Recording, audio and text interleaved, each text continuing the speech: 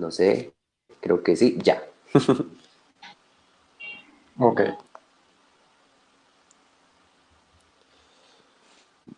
Bueno, listo. Ahí ya nos dice que estamos grabando y a veces nos pasa que no estamos, no parece, se demora un poco. Sí, yo lo estoy viendo ya. Me cercioro y empezamos. Ah, listo, sí, ya apareció. Bueno, entonces esperamos un poco que se conecte alguien. Ya hay 6 espectadores. Me imagino que nosotros cuatro, dos más. Vamos a compartir esto. Y nos fuimos.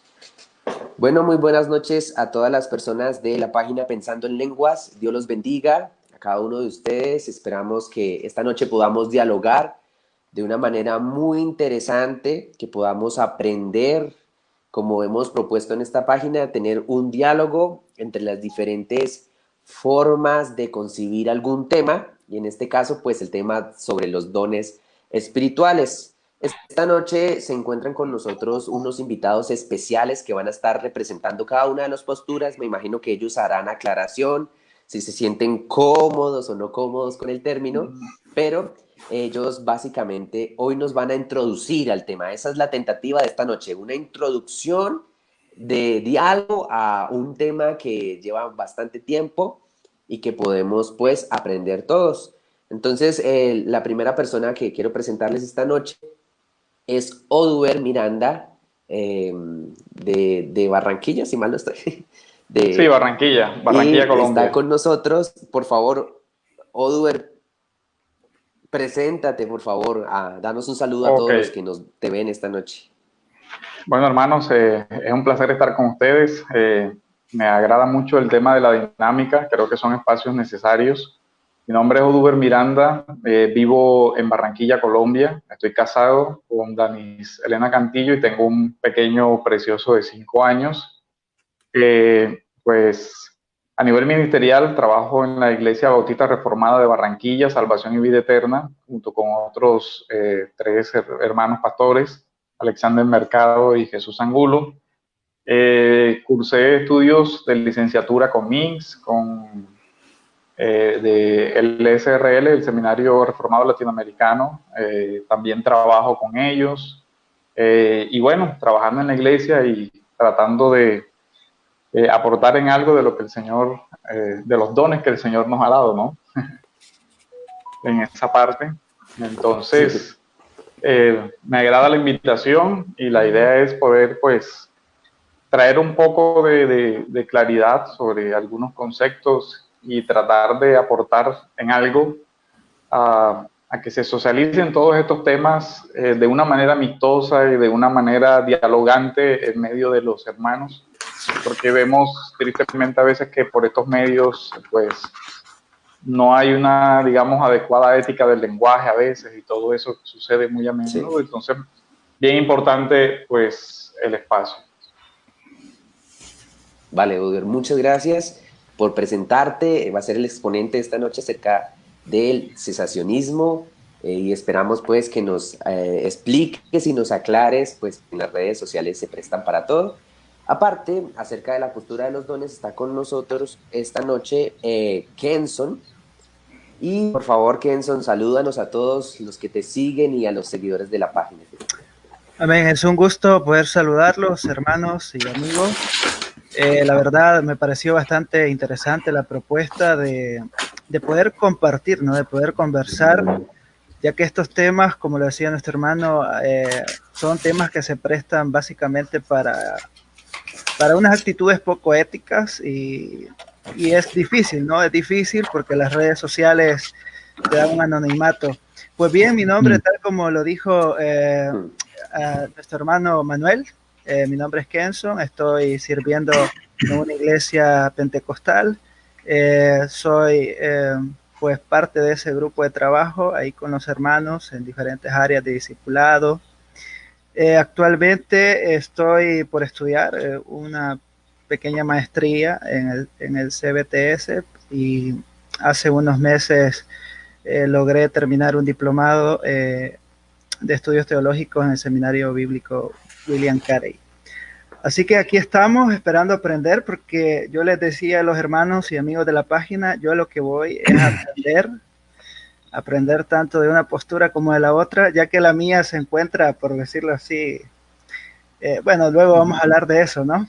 Entonces vamos a aprender. Yo creo que vengo en el modo que muchos están acá, aprender, y nos vamos a edificar, es lo más importante. Listo. Kenson, muchas gracias por estar, igual a Oduber. Y bueno, con nosotros una persona muy querida también en las redes sociales, Luis, que ha aceptado muy amablemente también estar con nosotros. Por favor, Luis, yo creo que muchos ya te conocen, pero preséntate para los que no, por favor. Bueno, yo soy Luis Alberto Jovel, soy originariamente de El Salvador, ahí donde nací, pero después crecí en Estados Unidos, donde está toda mi familia, con la que crecí, mi mamá y mis hermanos, parte de mis hermanos. Y a los 17 años, porque estaba en la iglesia reformada, y un hermano llegó y me profetizó que yo iba a ser pastor en un lugar lejos. Es una cosa bien rara, porque tanto en la iglesia reformada de América estaba yo, tenía 14 años, y alguien me dijo, hermano, usted va a ser pastor. Yo yo dije, bueno, todos queríamos ser pastor a los 14 años. Después a los 16 años, yo iba en el bus para la iglesia, iba a una iglesia pentecostal ya en esos días. Me moví de nuevo con otro familiar a vivir. Estábamos en Los Ángeles, vivíamos en Paramount, otro suburbio lejos de Los Ángeles, y me moví a Los Ángeles y iba a la iglesia de Lim. Y en eso un hermano me dice, una hermana que me conocía, hermano, y usted va a ir lejos, no va a pagar ni un 5, va a ir lejos y va a ser pastor y maestro de la palabra. Entonces, según yo iba a ir a Argentina, pero terminé en Australia. Pero sí pasó tal y como me dijeron. Yo no pagué nada aquí. En los 1990 aún estaba la guerra aún en El Salvador, y mi padre, que era ahora es retirado profesor de universidad, decano de la Facultad de Derecho de la Universidad Nacional. Él salió de El Salvador porque lo querían matar. Y lo que pasó fue de que aquí terminé, y aquí desde los 17 años vivo yo aquí en Australia. Aquí conocí a mi esposa, Erika Jovel. Ella es de Chile, y tenemos 4 hijos de 25 años para abajo, así que tengo bastantes años casado. Yo crecí bautista, mi mamá es bautista. Yo en Estados Unidos fui a la reformada, a la bautista, y después aquí en Australia fui a la pentecostal por primera vez en mi vida. A primera vez en mi vida que fui un miembro de la iglesia pentecostal, quiero decirlo. Ya había visitado bastante eso. Después fui a la iglesia anglicana de la rama reformada aquí en Australia. Ahí me tomé una foto un día estos en mi alma mater, en Ridley College, donde hice mi licenciatura, y casi quizás un 92% me dijo la vez pasada de mi licenciatura en ministerio. Después de eso, serví en una iglesia presbiteriana, he predicado en iglesias presbiterianas. Me ofrecieron ordenarme en iglesia presbiteriana porque aquí en Australia no hay muchos pastores presbiterianos, y estaba predicando en 3 iglesias presbiterianas cuando estuve pastoreando en el campo. Tengo un posgrado en ministerio, y actualmente estoy aprovechando que también he tenido algo he estado involucrado en esto. Estoy haciendo unas clases con visión de hacer una tesis dentro de Querigma Seminario. Ahí es donde estoy estudiando. He optado a estudiar ahí, porque aquí en Australia también puedo estudiar, y aquí en Australia es gratis. Aquí es gratis, uno no tiene que pagar. Bueno, paga, pero después en los impuestos. Pero para que yo pague eso, tengo que ganar el doble de lo que estoy ganando ahorita de lo que trabajo. Pero porque yo quiero aprender más español. Yo desde el 4º año ya no estoy nunca en español, entonces estoy aprovechando estudiar en español, y que los hermanos me pueden guiar. Si ustedes se han fijado en mis aportes, a veces que no digo cosas buenas, y a veces que escribo las cosas bien, entonces estoy aprovechando eso. Así que esa es mi historia. Cuando dijo hermano Manuel de que aquí son para jóvenes, bueno, yo ya no soy. Yo me acuerdo cuando yo era joven, yo el lunes cumplo 47 años, así que ya fui casi por los 50, así que yo ya no me siento tan joven. Pero Todos somos jóvenes hasta los 100. Hasta los 100. Bueno, pues le agradezco de que me hayan tomado en cuenta para poder hablar de la posición de que sí, que yo creo que Manuel se acuerda cuando él me preguntó de que quería que pusiera que hablara del continuismo. Yo dije, bueno, a mí no me gusta ese término. Pero sí, pero después vamos a poder hablar. Sí. Vale. Entonces, estamos listos, todos están expectantes en este momento, más de 50 espectadores, queriendo escucharlos a ustedes, queriendo saber de lo que ustedes piensan y aprendiendo todo de primera mano como debe ser, escuchando los exponentes serios de cada parte como debe ser. Y esto es algo que nos interesa muchísimo, no solamente los memes ni las personas que son troles y todo esto deben ser las fuentes de información y foco nuestro. Así que esta noche vamos a tener 3 rondas. Cada ronda el exponente va a tener, en la primera ronda van a tener 15 minutos cada uno. En la segunda ronda van a tener 5 minutos. Y en la tercera van a tener nuevamente 5 minutos.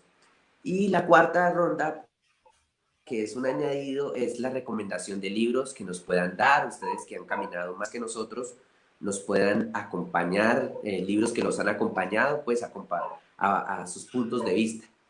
El orden va a ser, como ya lo he mencionado, va a ir primero Oduber, luego va a ir Kenson y luego va a ir Luis. Y vamos a iniciar pues nuestra primera ronda. El tiempo, por cuestiones de calidad, va a ser cronometrado, no sé si se ve, va a ser cronometrado para que podamos respetar también a los demás, respetando su tiempo, que es importante, empezando desde ahí.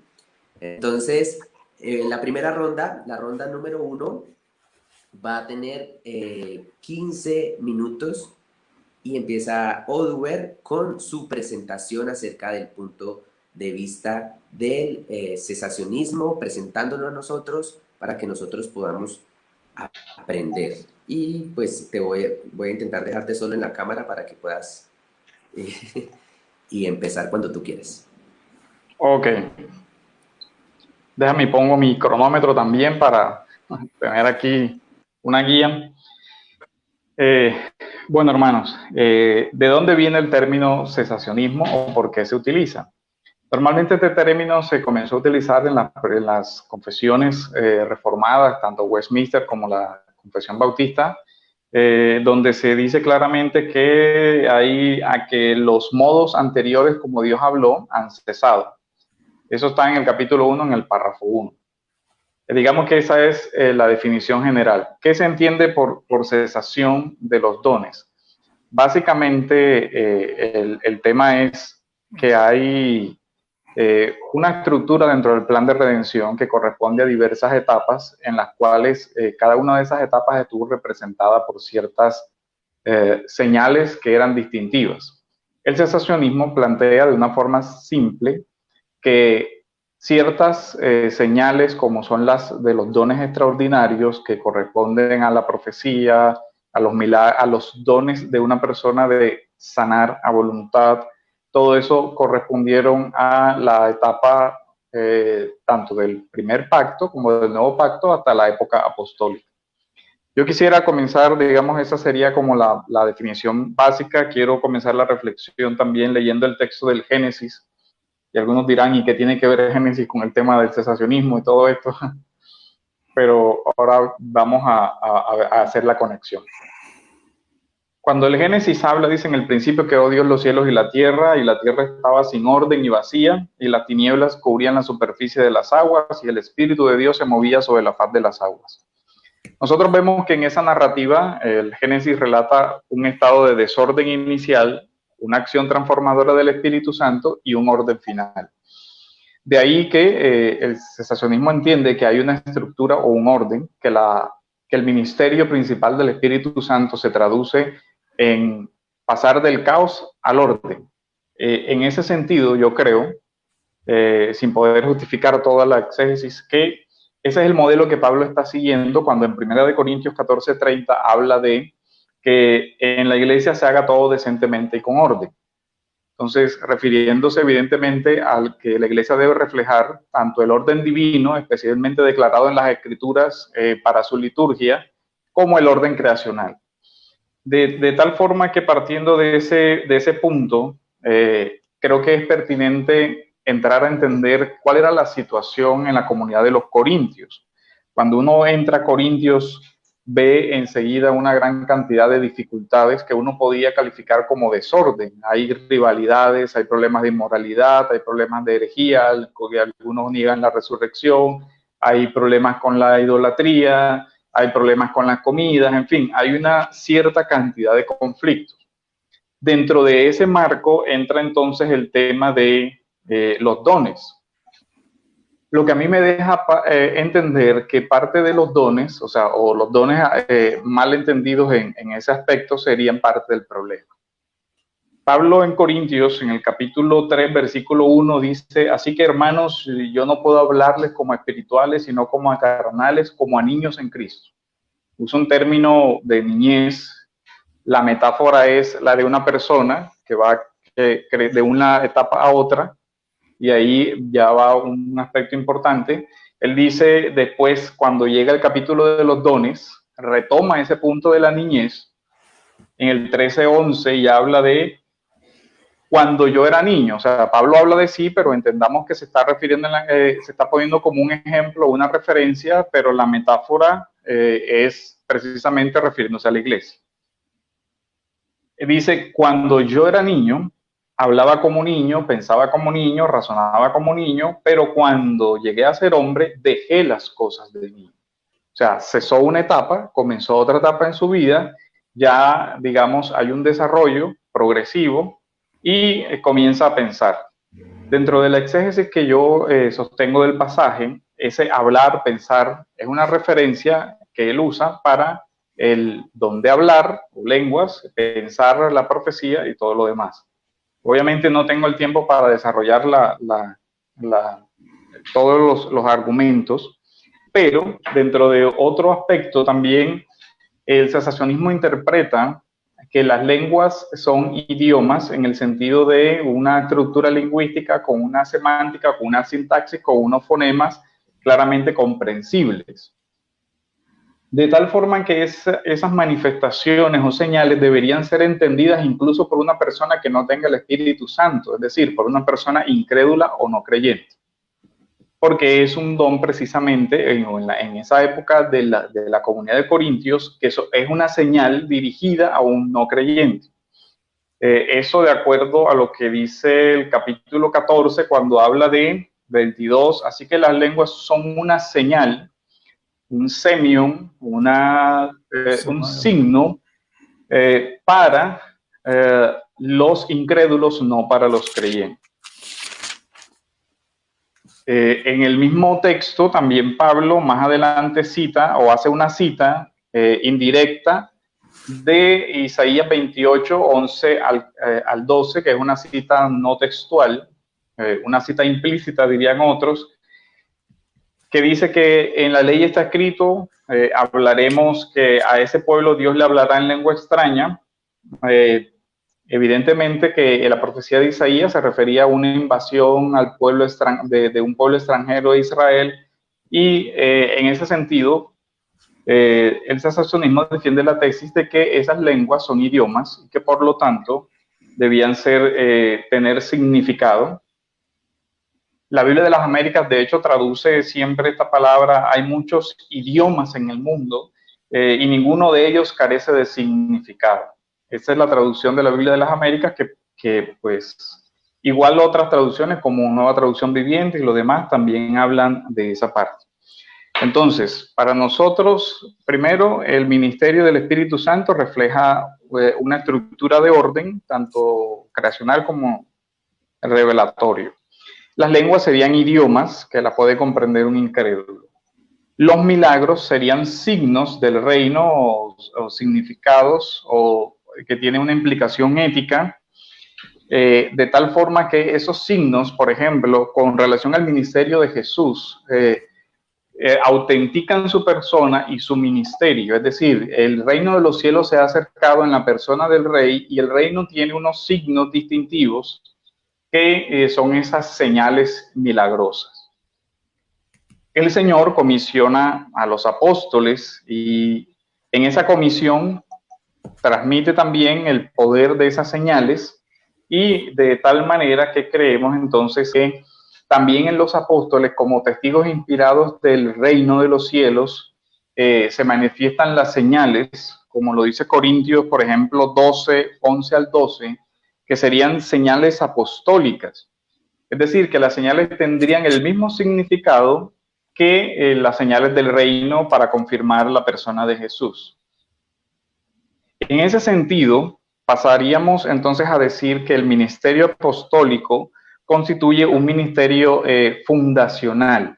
Fundacional en el sentido de que tiene un lugar determinado en la historia salutis, en la historia de la redención, en la historia de la salvación, pero que no sería repetible. Es decir, los apóstoles, y ese sería, bueno, digamos otro aspecto que cesa ese ministerio apostólico porque ellos siendo testigos inspirados, y ahí vemos el tema del testimonio. Hechos habla de que cuando se da el tema de Judas, se escoge un apóstol y se dan las señales, dice, tiene que ser testigo presencial, visible del hecho de la muerte de Jesús, de la que hay un incluso marco temporal, dice, que haya estado con nosotros desde el bautismo de Juan hasta la muerte y sea testigo de la resurrección.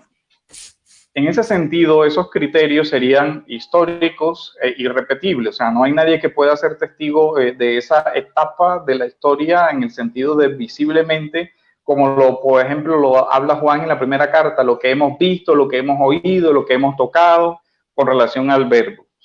Entonces, desde ese punto de vista, el cesacionismo sostiene, si el ministerio que era autenticado por esas señales deviene en haber sido reemplazado o haber cumplido su misión, ya no hay necesidad de esa misma forma de vida o de esa misma forma de expresión del ministerio. ¿Por qué? Porque el apóstol, que es una figura de representación jurídica, y en esto, de acuerdo a lo que explica, por ejemplo, José Grau en su texto sobre el fundamento apostólico, el apóstol viene de una cuestión aramea que es el shalíat, el representante, que a figura actual sería más o menos así como un abogado. Y entonces, enviado o mensajero se determina más por la partícula de quién es enviado. O sea, es enviado de Jesucristo, es decir, Jesucristo directamente le comisionó. En ese sentido, ya creemos que eso no es repetible y por eso, entonces, decimos, ok, lo que acompañaba a las señales apostólicas no puede ser repetible. Por último, creemos que, o yo comparto la posición de Primera de Corintios 13 sobre el tema de Cesarán, que está evidentemente en ese momento histórico de la escritura de la carta, está en futuro, cesarán las lenguas, cesarán todo eso, pero que hay una pequeña parábola o comparación que es la de la niñez. Cuando yo era niño, pasaba a la adultez, y esa parábola la interpreto como una etapa diferente en el transcurrir de la etapa de la iglesia, y en ese sentido, estando todavía vivos los apóstoles y estando todavía abierto el canon, entonces la madurez vendría a ser, o la madurez relativa de la iglesia, porque sabemos que la madurez efectiva o total, consumada, será la segunda venida, pero que sí hay una línea o una división entre un periodo apostólico y un periodo posapostólico. Ahí me apoyo en el texto de Jaime Sudet, que escribe un texto de reconstruccionismo apostólico que me parece que hace un análisis muy interesante, que no puedo explicar tampoco. Y por último, creo que ya se me está acabando el tiempo, creo que me queda un poquito más. Este tema de Corintios, entonces, digamos que yo comparto en rasgos generales la interpretación que hace Walton en su texto de cesacionismo, pero con unos matices diferentes. O sea, yo creo que por la parábola que tiene de niño adulto, y que Pablo dice, cuando yo era niño, ya no. Evidentemente que Pablo no está hablando de una madurez completa, porque hay otros textos bíblicos donde Pablo habla de ese tema, y que la metáfora se referiría no a la persona de Pablo, sino a la iglesia como cuerpo Ahí uso la analogía de Efesios 2, donde él habla de la iglesia como el varón perfecto que es asimilado y todo eso, de tal forma que esos serían, digamos, muy sucintamente los argumentos principales del cesacionismo. Queriendo hacer al final una aclaración, cesacionismo no es igual a antisobrenaturalismo, es decir, no es que nosotros creamos en un universo cerrado que no permite la intervención de Dios en su creación o la actuación directa, que sería de pronto la definición de milagro, donde no es una causa secundaria natural, sino una causa primaria sobrenatural que actúa. En ese caso nosotros lo que decimos es, no hay una persona que tenga la facultad de usar a su criterio, decir, yo sano, o yo profetizo, o yo todo este tema. Lo que nosotros creemos es que esa forma o esa causa instrumental de Dios ya cesó. No quiere decir, de nuevo insisto, que no aceptemos que Dios pueda obrar hoy milagros como respuesta a la oración de una persona, o que Dios haga una actuación sobrenatural, como a veces de pronto se malinterpreta el término diciendo que encasillamos a Dios y que Dios no puede hacer X o Y. Por supuesto que Dios es soberano y puede hacer Él directamente X, Y y Z o todo lo que quiera. Pues evidentemente que no es el punto del cesacionismo. Quisiera aprovechar esta última etapa para aclarar esa parte. No es sobrenaturalismo, no es antisobrenaturalismo, no se niega la acción milagrosa de Dios. Esa sería, digamos, de manera sucinta, la exposición de las razones del cesacionismo.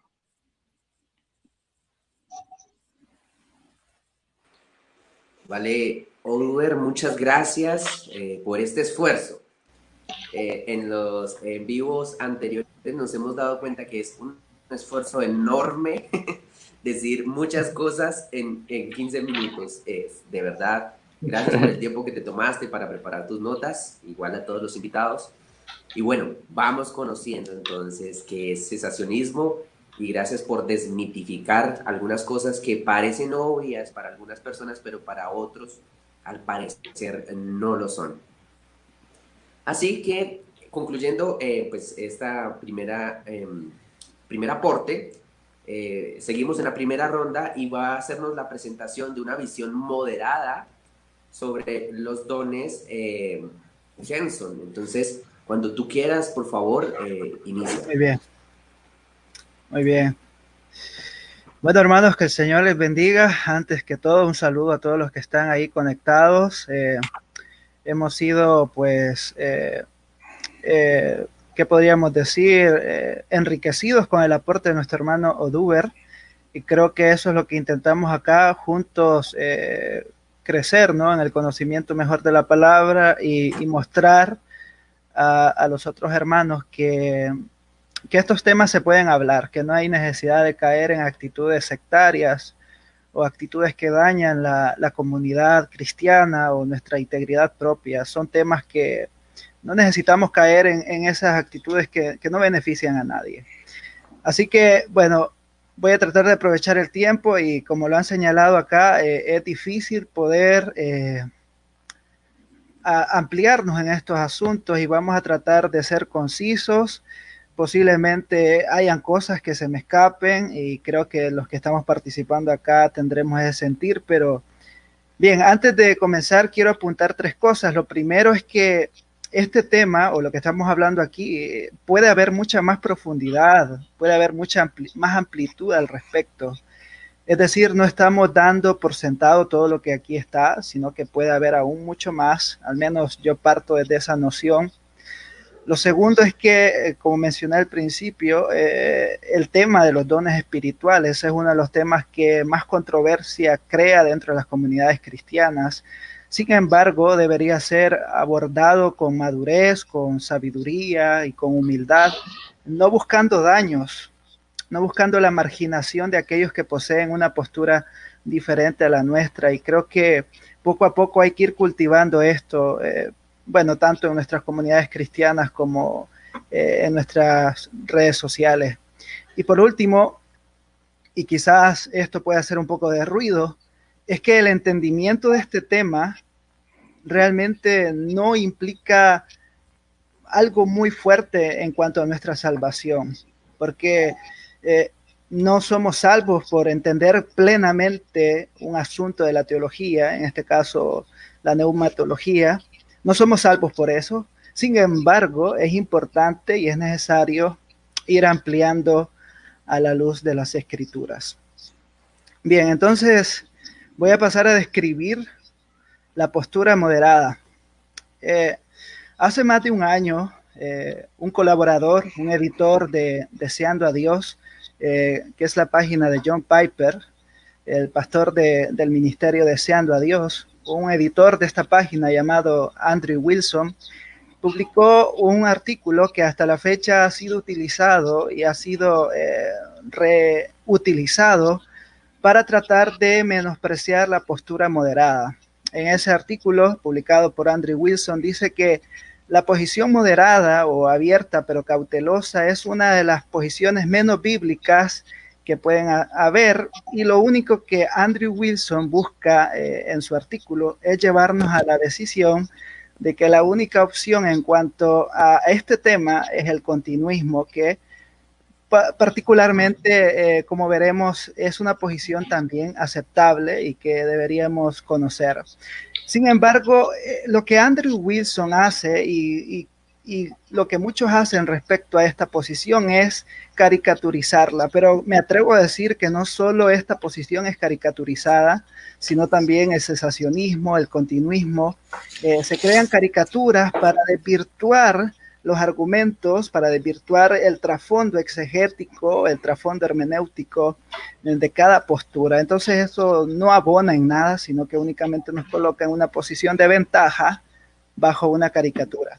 Si bien es cierto, esta posición es la menos conocida, es decir, poca gente te va a decir esto, prefiero ser blanco o negro, pero no decirte que soy moderado, porque alguien me decía, bueno, ¿y cómo es esto? Es que te reservas un poco en este aspecto de la vida o de los dones espirituales, y realmente, como veremos más adelante, no es así como funciona. Si bien es cierto, es la menos conocida, no deja de ser una postura viable respecto a este tema. Algunos eruditos que abrazan esta postura, tenemos a Donald Carson. Creo que algunos de ustedes o muchos de los que están escuchando esta transmisión han leído literatura de Donald Carson, también de Robert Saussey. Son personajes muy conocidos dentro de la academia que abrazan la postura moderada en cuanto a los dones. Muy bien, dicho esto, ¿de qué se trata la postura abierto pero cauteloso? Básicamente, esta postura se define como aquella que cree o que afirma que los dones del Espíritu Santo existen, que están vigentes, pero que operan conforme a la soberana voluntad de Dios.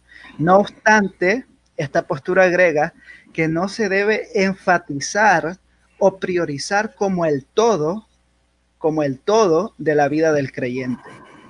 Sé que es un concepto bastante somero, pero quiero detallarlo un poco más adelante.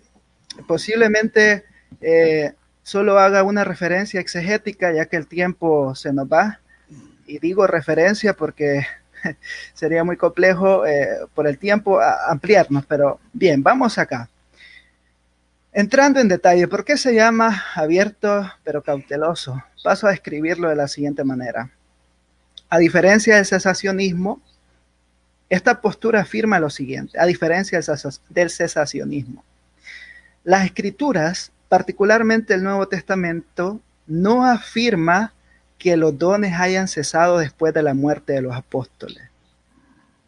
Es decir, los dones siguen en la vida de la iglesia de Cristo.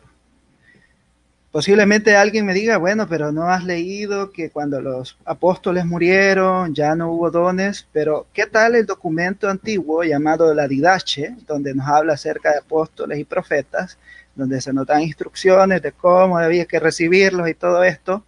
que es el primer documento de la iglesia primitiva, podría reconocerse así.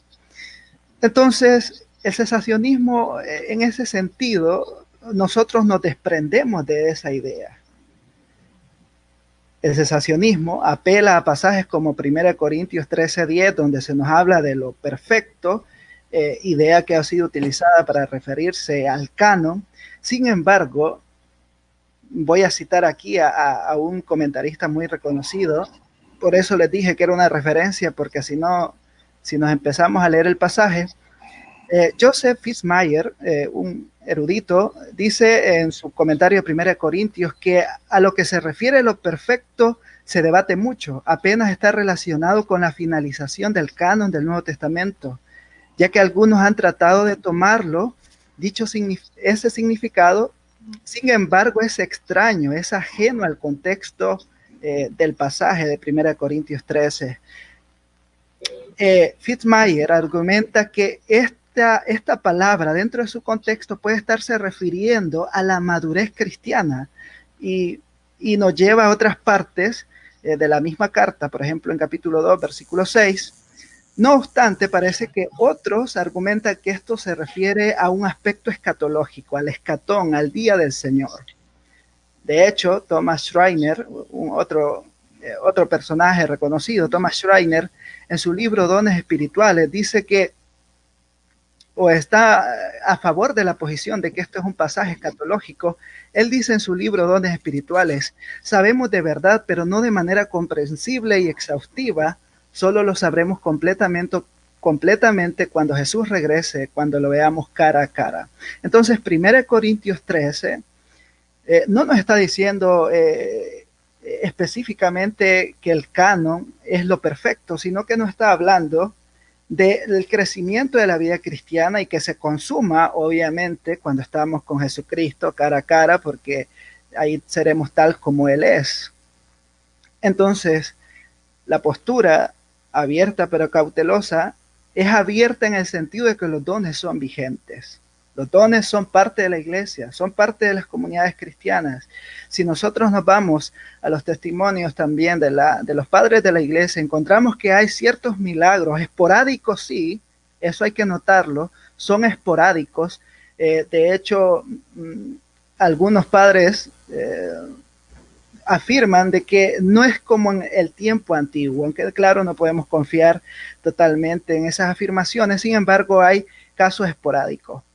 Entonces, 1 Corintios 13 y 12 y 14, que son los pasajes medulares de este asunto de los dones espirituales, nos hacen ver que Pablo está tratando el abuso de estos dones dentro de Corintios, pero que también está mostrando los lineamientos y la mejor vía o el mejor camino, y que es el amor, es decir, el fruto, es decir, la expresión de la vida de Cristo en nosotros. Recordemos que Pablo habla sobre una triada, que algunos lo llaman la triada paulina, y es amor, fe y esperanza. Para Pablo todo discurre, todo el ser discípulo discurre en esta triada, amor, esperanza, y todo esto nos muestra que Pablo tiene en mente el crecimiento de los corintios, que ya no sean inmaduros, que ya no sean niños en su forma de pensar. Dicho esto, a pesar de que esta postura moderada apela porque los dones son vigentes, esta postura no afirma que las experiencias, particularmente de la era apostólica y del libro de los Hechos, sean normativas. Es decir, no puedo trasladar el libro de Hechos a mi realidad, al siglo XXI, ya que tales milagros eran señales cuyo propósito era autenticar a los portavoces de Dios y el mensaje profético que transmitían. Por lo tanto, esta postura es abierta a la continuidad de los dones como una obra soberana de Dios.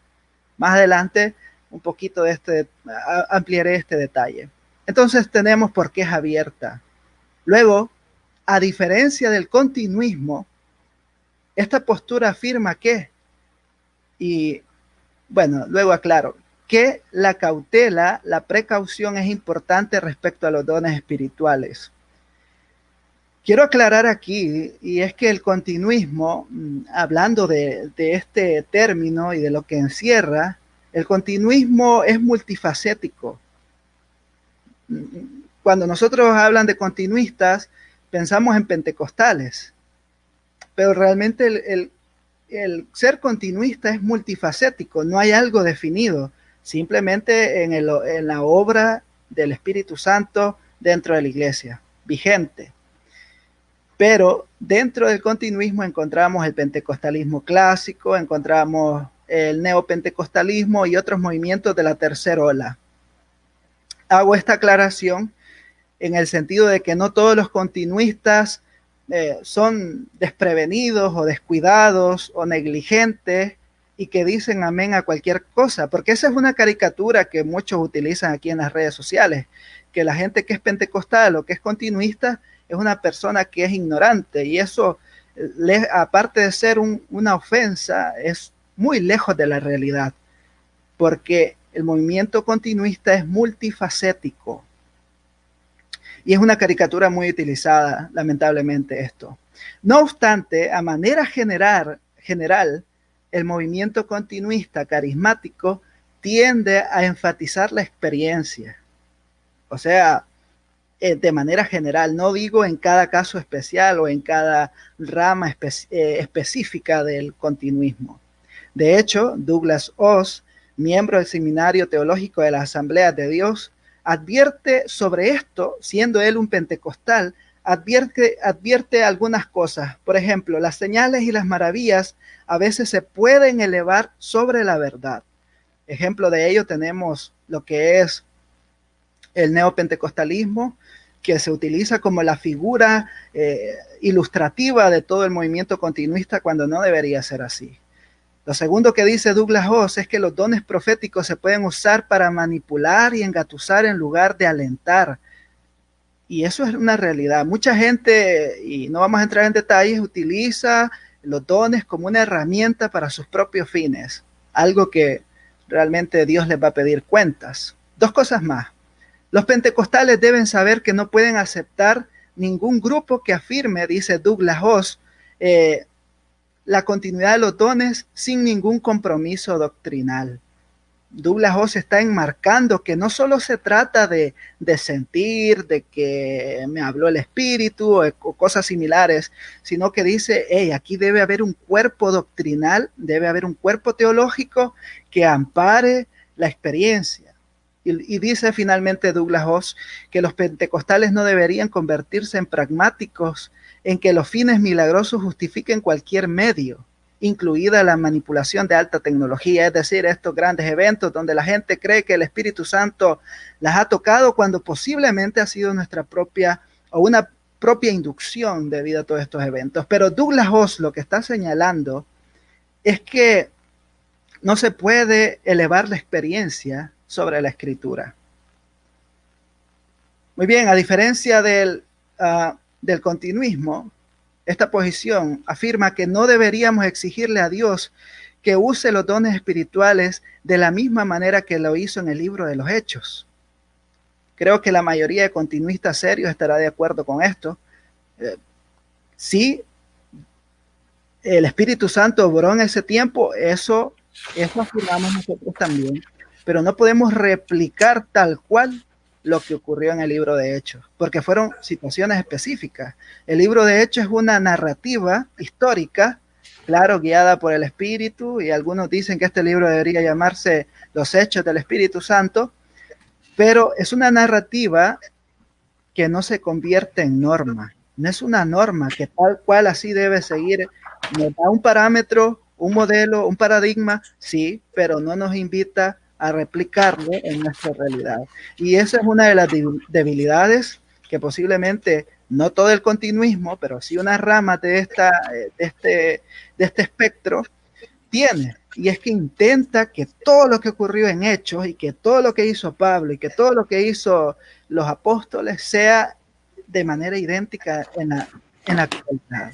Y ese es un detalle que esta posición difiere. Sí, los dones existen, pero no esperamos que sea tal cual el libro de Hechos. Y por último, en este sentido, La prioridad de la vida cristiana no son los dones o la experiencia, sino el vivir para el Señor. Si nosotros nos fijamos en las palabras de Pablo y en las palabras de Jesús, encontramos un vínculo en cuanto al ser discípulo. Y precisamente no es tanto las señales milagrosas o los dones espirituales, sino que es el continuo seguimiento de Jesús. Pablo dice, imitadme a mí, así como yo imito a Jesús, parafraseando a Pablo. Entonces hay un proceso de seguir al Señor, de ir en busca de Él, de ser como Él, de vivir para Él. Entonces, en resumen, no sé cuánto tiempo me queda, para concluir, esta postura, abierto pero cauteloso, ¿cómo podría definirse? Básicamente es en sujetar toda experiencia carismática o espiritual a las escrituras.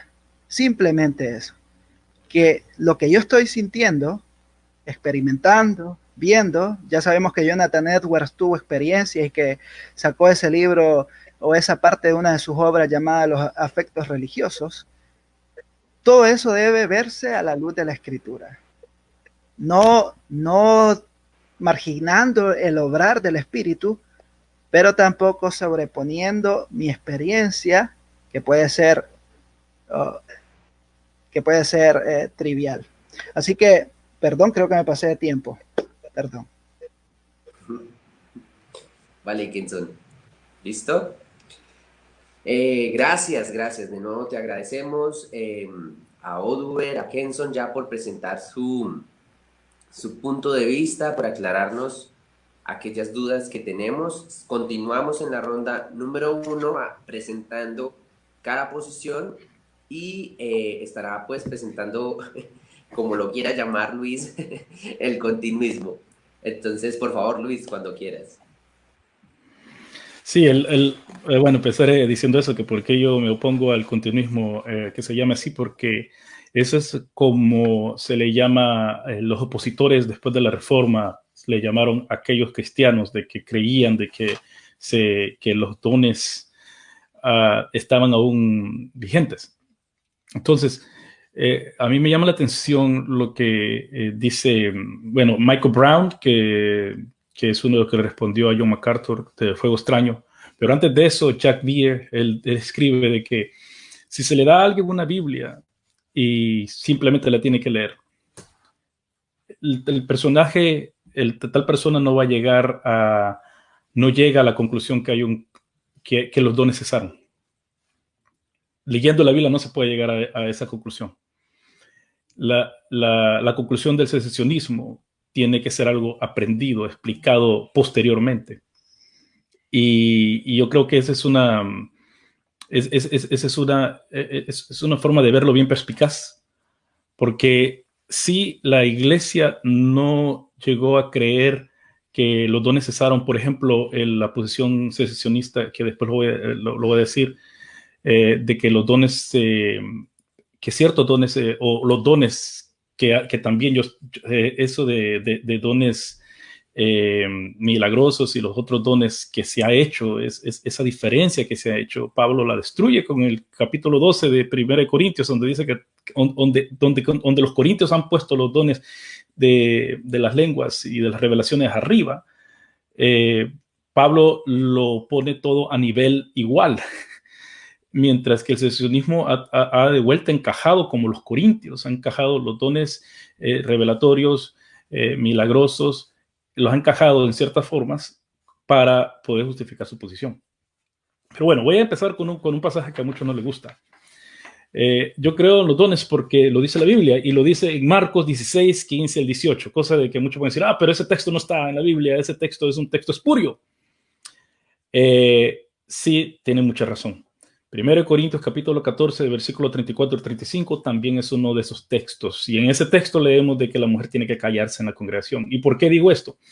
Porque en algunos manuscritos antiguos está antes de la sección donde lo encuentran, después de la sección donde lo encuentran, al final del capítulo, o en algunos manuscritos no está. Así que que esta clase de argumentos de que hay textos que no están o que no estén, bueno, entonces también saquemos el capítulo 8 de Juan, donde no está, donde se narra que la mujer se encuentra en pecado, etcétera, etcétera. O bueno, y también, y por qué no decirlo, la coma Juanina también, que aunque sabemos que también no estaba, pero no niega que haya una Trinidad. Entonces, yo de ahí parto. Existe un erudito en Duke Divinity School, que lo oigo porque él, no me acuerdo cómo se llama ahorita, él ha hecho bastantes investigaciones acerca de que si de Marcos 9:20 son parte del Evangelio. Y yo creo que sí, porque lo vemos si casi todo, si no todo lo que Marcos habla ahí, lo vemos en el libro de los Hechos. Así que, ¿por qué tenemos que dudar? Entonces, que aunque no sea marcano, refleja lo que la iglesia creía y lo que la iglesia estaba experimentando en sus días. Lo otro es esto de que en Hechos 2, donde habla acerca de, Pedro está hablando acerca de lo que va a venir, el 28-29. Bueno, en Hechos 2 vemos que Pedro hace la referencia a Joel 2, 28-29. Entonces, estamos viendo de que algo nuevo está pasando. Estamos viendo, si hablamos de Génesis, como Oder lo mencionó, también podemos ver cómo Dios está volviendo a poner algo en orden, en este caso de que las lenguas de Génesis, en la Torre de Babel, que vemos la confusión de lenguas, ahora estamos viendo que todo está volviendo a entenderse. Cosa de que también yo creo que el secesionismo ha hecho el mismo error que ha apuntado Kenson con respecto a querer hacer ciertas cosas normativas, y eso lo vamos a ver después, porque en Hechos todos entienden las lenguas, pero después en Hechos 2 todos entienden, pero después en Hechos 10 y 19 nadie entiende. Y en 1 Corintios es cierto que las lenguas son para que la profecía son para las lenguas son para los incrédulos. Voy a leer un poco más ese texto. Pero también Pablo alega de que la lengua no se entiende, que nadie va a entender la lengua y que la lengua son para oración personal. Así que ahí, en Hechos, para mí es importante ver de que Hechos 2 habla acerca de lo que va a pasar dentro de este nuevo pueblo de Dios. Y si algo así, al menos las lenguas o los dones no se dan aún, no hay sueños, no hay visiones, ¿somos parte del pueblo de Dios aún nosotros? ¿O es algo que ya se quedó atrás y que no se aplica ahora? Eso es una cuestión exegética también, y también de la teología pactal, que como yo concibo la teología pactal es muy diferente como la fe reformada lo concibe. Yo lo veo más bien bajo los ojos de una teología bíblica. 1 Corintios 12:14. El 12 habla de diversidad de dones, el 13 de qué sirven si no hay amor, y el 14 cómo se administran. Esa es una forma un brachazo bien general de los capítulos. Pero sí podemos decir de que en el 13 es una apelación al amor, y el 13 habla acerca de las lenguas de ángeles, que muchos dicen que no, que es una... Yo eso lo he hecho, disculpen que voy a hablar de esto, lo dijo Bel, si ustedes ponen lenguas ángeles, ahí yo he puesto dónde está en la literatura del Segundo Templo este lenguaje también, y dentro de la literatura del Segundo Templo. Así que por muchos años la gente creía de que Pablo está hablando un hiperbole, y no, ahora sabemos que no, que está hablando hiperbole, simplemente está hablando algo que dentro del judaísmo del Segundo Templo era un dado, no es hiperbole ni nada de eso. 1 Tesalonicenses 5:20 dice que no hay que despreciar las profecías. Este problema no solamente pasaba por lo visto, porque mucha gente dice, este problema son los corintios. No, también en Tesalónica estaba pasando eso de que habían profecías que eran rechazadas, y después en 1 Timoteo 1:18 dice de que se habla que Timoteo recibió profecías. Ahora, si vamos a decir que dónde están porque esa es una de las cosas que siempre los secesionistas dicen, ¿dónde están las profecías esas que habla la Biblia? Si no es profecía, no está escritura, porque siempre dicen que si hay profecías ahora hay que ponerlas atrás de la Biblia, hay que seguirle poniendo más capítulos o más, pero eso, primer siglo, la gente lo pensó así. Entonces, ¿por qué yo tengo que pensar eso? Las profecías de Timoteo yo no las veo en la Biblia, las profecías que, ¿cómo se llama?, que dieron en primera en Tesalonicenses, no las veo en la Biblia. Entonces, ¿verdad? Entonces, el concepto de profecía en el Nuevo Testamento es muy diferente, y esto sí, voy a tener que tomar 2 minutos a decir eso. En la profecía es para redarguir, para exhortar, consolar y edificar. Es muy diferente a la profecía que se da como ministerio profético. Pablo hace esa diferencia tanto en lo que respecta en capítulo 12 de Corintios, del ministerio profético y el don de profecía. Pablo hace una división, como también lo hace en lo que respecta al apostolado. Quisiera decir un poco acerca de, bueno, el apostolado que lo puse aquí abajo, parece, lo puse una respuesta que quiero dar, pero sí lo voy a decir ahorita. Pablo, el Nuevo Testamento, que como bien dice Albert, viene de Shaliah, del arameo a Shaliah, y también del apóstolos, que es, ¿cómo se llama?, alguien que es comisionado.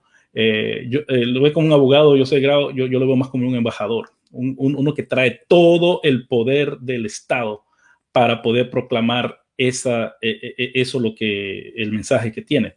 Y si no se cree, entonces se está haciendo una afrenta al Estado que está detrás de este embajador.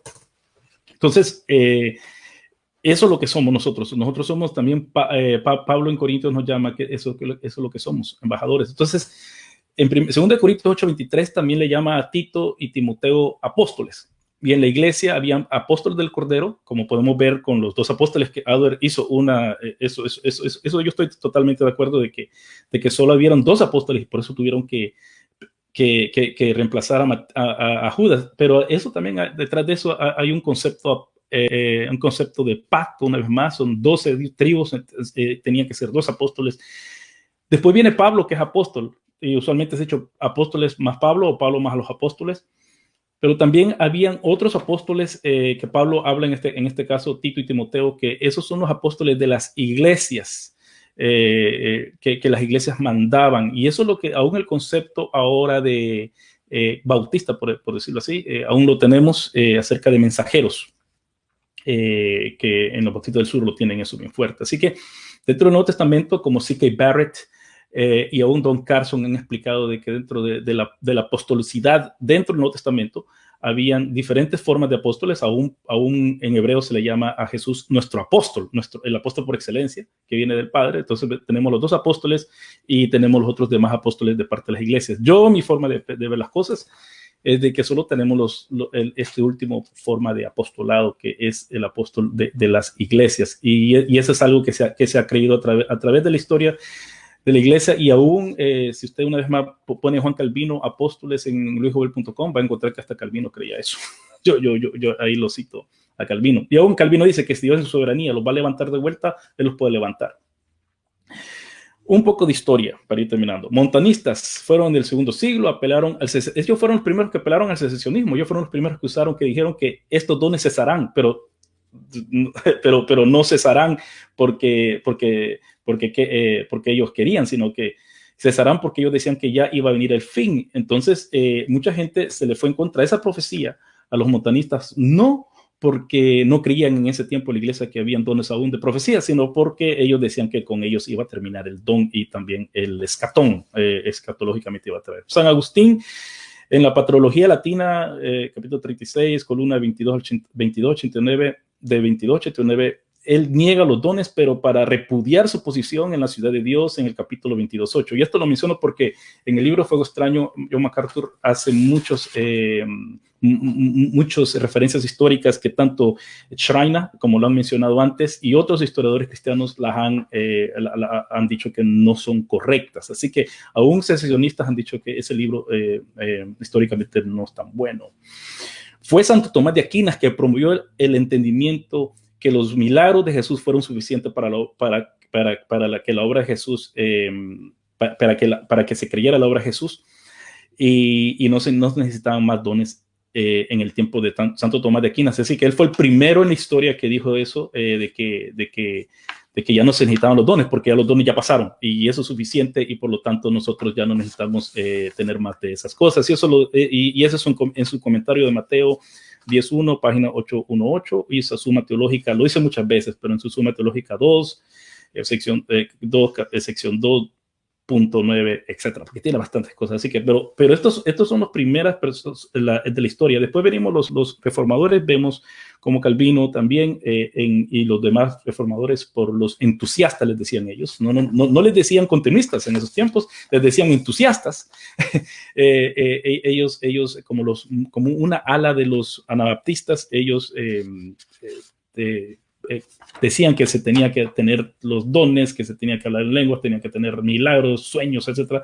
Hicieron muchos estragos y por lo tanto ellos rechazaron eso, pero fue Warfield en los 1800 que cristalizó el pensamiento secesionista con su libro que yo solo en inglés me lo sé, Counterfeit Miracles, o milagros mentirosos o falsos. Y también Warfield lo que está haciendo ahí está respondiéndole al catolicismo romano con sus muchas creencias erróneas con respecto a este índole de cosas.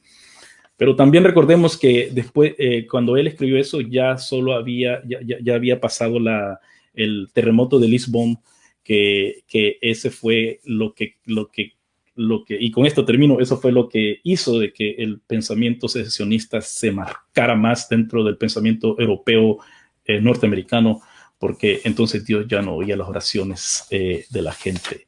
Ese fue en Portugal el terremoto de Lisbon. Ok, eso sería mi aportación, mi pequeña también recuento histórico del tema. Vale, muchas gracias, Luis. Qué bueno todas esas aclaraciones que nos nutren un montón. Entonces, con esta intervención finalizamos la primera ronda. Cada uno de nuestros expositores acaban de presentar de la manera más formal que ellos encontraron su posición, o la posición respectiva. Hago un paréntesis y quiero invitar a las personas que están viendo el live. Ya superamos las 100. Si a alguno les gusta escucharlos, tienen personas que los apoyan y qué bueno por eso. Y también invitamos a que otras personas se nos unan. Entonces, por favor, si puedes compartir esta publicación, sería muy bueno para que puedan escuchar este tema tan interesante y podamos crear diálogo en las redes sociales. Cuando alguien publica un meme contra el cesacionismo, el continuismo, la moderada, eso se vuelve viral rapidísimo, pero cuando dialogamos, no. Entonces, ojalá pudiéramos hacerlo para que más personas puedan aprender y bendecirse con esto. Bueno, ahora vamos a pasar a nuestra ronda número 2 de 5 minutos.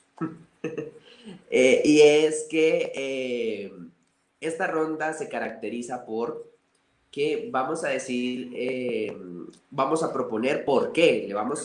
Seguramente hay personas indecisas, de esas personas que están ahí conectadas, que no se sienten cómodos, que están aquí, que están allá.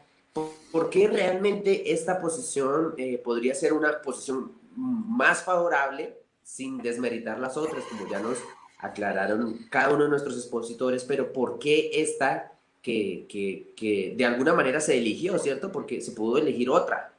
Pero ¿por qué esta puede ser de una manera contundente una posición, la mejor posición?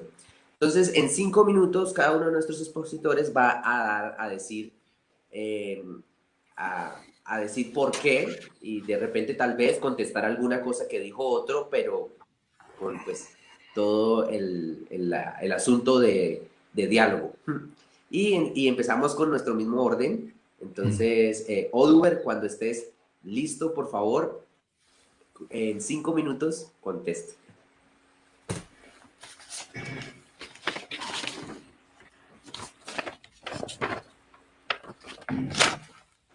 No te escucho. Estás silenciado. Ya te silencias. Ya estás. Ok. Ahora sí. Bueno, el primer punto sería, para los efectos de la espiritualidad cristiana, la centralidad de la escritura, que es uno de los lemas de la Reforma, la sola scripta, que va muy relacionada con lo que Pablo dice también en los Corintios, el hablar, oraré con el espíritu, pero también con el entendimiento, lo cual me lleva a pensar que lo que yo debo buscar, trabajar en la vida espiritual, no es ninguna experiencia como tal, sino la comprensión de la revelación, y que esa comprensión de la revelación se traduzca en un vivir cristiano, en un andar cotidiano, que se expresa, según el mismo texto de los Corintios, en las tres virtudes que son la fe, la esperanza y el amor. Y precisamente dice, permanecerán estas tres. Por lo tanto, nosotros creemos que la espiritualidad debe centrarse en la escritura, y la escritura muestra que el gran mandamiento es precisamente el amor. El énfasis entonces en el amor, creo que da un énfasis en la vida cotidiana muy personal, porque el amor a Dios no es el amor a una idea, sino la relación con una persona. También porque guarda de los peligros que tienen que ver con el misticismo, porque creemos que esa postura abre a una gran cantidad de cosas que son realmente peligrosas para la iglesia. La otra es que muchas personas, por ejemplo, sienten una gran cantidad de culpa y todo lo demás porque no ven esas experiencias en su vida, y quizás tratan de fabricarlas y todo eso, y genera unas dificultades. Con relación a lo que comentaron los otros hermanos, sí, estoy de acuerdo con lo que dijo Joel, de que el Shalia también puede representar un embajador, pero lo que nosotros afirmamos ahí es que la figura del embajador o del apoderado, que es Shalia, incluso en la literatura rabínica, yo podía comisionar a alguien para que se casara a mi nombre, lo cual quiere decir que el poder que él ejercía era limitado, es decir, estaba condicionado a las facultades que le habían sido previamente conferidas. Por ejemplo, hay shalías tanto en el Antiguo como en el Nuevo Testamento. Eliezer fue un shalías de Abraham, un comisionado de Abraham que lo representaba en las tratativas de la escogencia de su esposa, y hablaba como si fuera Abraham. Y esa es la idea. Los apóstoles, por eso el Señor dice, por ejemplo, quien los rechaza a ellos, a mí me rechaza. O sea, ellos hablan a mi nombre, lo que es palabra de ellos es palabra del Señor. Entonces, en esa figura de representación, nosotros creemos que nadie tiene la misma comisión. Creemos evidentemente que sí hay la posibilidad de que una iglesia comisione a alguien, pero evidentemente estaría la comisión a nombre de la iglesia. Incluso nosotros vemos en Hechos el caso de que comisionan a Pablo y a Bernabé una iglesia, pero va a nombre de la iglesia, pero ya él era apóstol. O sea, entonces no es que la iglesia lo esté invistiendo de la autoridad apostólica, porque ya la tenía, pero sin embargo va a ejercer una misión específica de esa iglesia. Con relación, digamos, al comentario de Marcos, yo no soy testus receptista, pero creo que el texto es inspirado, o sea, Marcos 16, pero incluso hago notar que habla en pasado y que hace un fuerte énfasis en el tema, está en el contexto de la comisión discipular, y los primeros a los que le estaba dando la experiencia eran los apóstoles. La parte de Babel, sí, precisamente creo que Hechos 2 es un precedente importante, porque ahí se puede ver que son lenguas humanas. Hay varios autores, por ejemplo, hay un libro francés de Parlar en Langue que hace un estudio exegético de todas las veces que aparece la expresión lenguas, y la conclusión de la autora es que siempre se refiere a idiomas que pueden ser traducidos. Entonces, ahí hay un aspecto interesante. Hay una gran amplia bibliografía que habla de que Corintios se refiere a idiomas. Mi tesis en Corintios es que Pablo no estaba presente, por ejemplo, entonces él no podía decir que la experiencia era falsa o verdadera. a él le van con las noticias, se le comentan, está sucediendo X, Y, Z, mira, lo que hacen es esto. Y para mí, Corintios habla de una lista de chequeo. Por eso hay unas imágenes, por ejemplo, donde se habla de la flauta, la citara, la trompeta, de tal forma que dice, si dieren sonido incierto, ¿quién se prepara para la guerra? Entonces, para mí lo que está sucediendo es que Pablo da una lista de chequeo. Miren, si el don es este, se entiende, es un idioma, se puede traducir, se puede interpretar. Pero lo que ustedes están haciendo es esto, no se entiende, no se puede traducir, no se puede interpretar, y la conclusión de Pablo es cállese. Entonces, desde ese punto de vista, si Pablo estuviera seguro de que es una manifestación del Espíritu Santo, yo también estoy seguro que Pablo no se atreve a decir cállese. Y en fin, ahí está el tema. Yo creo que Pablo lo que está corrigiendo es que la experiencia que ellos están diciendo de lenguas extrañas no corresponde al don original, que se compararía con el que está en Hechos capítulo 2, donde hay gente de toda tribu, lengua y nación, porque era la fiesta de Pentecostés, que era una fiesta peregrina donde iban judíos de todas las razas y nacionalidades, donde ellos dicen que les escuchaban hablar en su propia lengua. Entonces, digamos, serían esos comentarios así para hacer un énfasis y de pronto hacer unas aclaraciones sobre lo que comentó el expositor Jovel. Y ya, creo que sería todo. Vale, muchas gracias. 5 minutos es muy corto tiempo, ¿cierto? Pero bueno, muchas gracias por hacerlo. Y me gustó mucho eso, aquello de las personas que tratan de intentar tener experiencias espirituales y las falsifican, la imitación. Qué interesante eso para fortalecer tu punto de vista y proponerle a los demás. Bueno, entonces ahora Kenson igual nos va a decir por qué en 5 minutos. Vale, Kenson. Muy bien, vamos con los 5 minutos. Es difícil poder, repetimos esto, ¿no? Pero leí unos comentarios acá de que tuviéramos un poco más no leí la palabra, pero más calma, ¿no? Para exponer, pero creo que es que queremos abarcar todo por el tiempo y tal vez por eso nos sale la idea un poco confusa. Bien, el asunto, yo no creo, la pregunta, yo no creo que haya una posición mejor. Parto de ahí porque sería descalificar las otras posturas y no digo con esto que, no puedo decir con esto que esta es mejor o que la mía es mejor. Cada postura ofrece argumentos bíblicos bastante considerables. De hecho, hasta noté acá parte de lo que los hermanos han estado compartiendo para luego verificar y aprender más sobre el asunto. Pero en este sentido, yo me adhiero a esta postura porque creo que es la más viable. No digo que es la mejor, no digo que es la perfecta. Sin embargo, es la más viable en el sentido de que el hermano Oduber mencionaba de que si optamos por el continuismo o por la vigencia de los dones, podríamos caer en lo que es el misticismo. No obstante, si nosotros tenemos la palabra de Dios, que es pues nuestra guía en este sentido de la vida cristiana, podríamos nosotros fácilmente, y con la guianza del Espíritu, descalificar todo aquello que no es conforme a lo que la palabra nos enseña. Entonces, tres cosas diré porque creo que la postura moderada es un poco más viable. Primero, porque no se cierra al obrar del Espíritu Santo en la vida de la iglesia con respecto a los dones.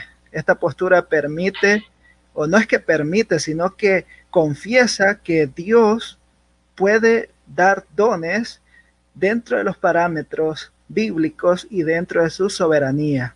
Es decir, yo no puedo forzar a Dios a que me dé un don, o que alguien va a forzar a Dios para que dé un cierto don a cierta persona. Eso es bastante atrevido. Lo que yo puedo hacer es orar, ¿no? Orar. Pablo dice que anhelemos los dones y si el Señor quiere, va a suceder. Si no, eso no identifica o no afecta en nada a mi vida cristiana. Y lo segundo es que esta postura nos ayuda a no buscar experiencias carismáticas para sentirnos más cerca de Dios o más espirituales. Mucha gente vive con ese estigma de que porque no ha sentido, no ha experimentado, y con esto de las redes sociales se ven tantas cosas fenomenales, por decirlo así, y dicen, yo nunca he experimentado eso, nunca lo he sentido. Entonces, esta postura nos dice, hey, tranquilo, si Dios quiere, eso va a ocurrir en tu vida. Eso no define nuestra relación con el Señor. Si yo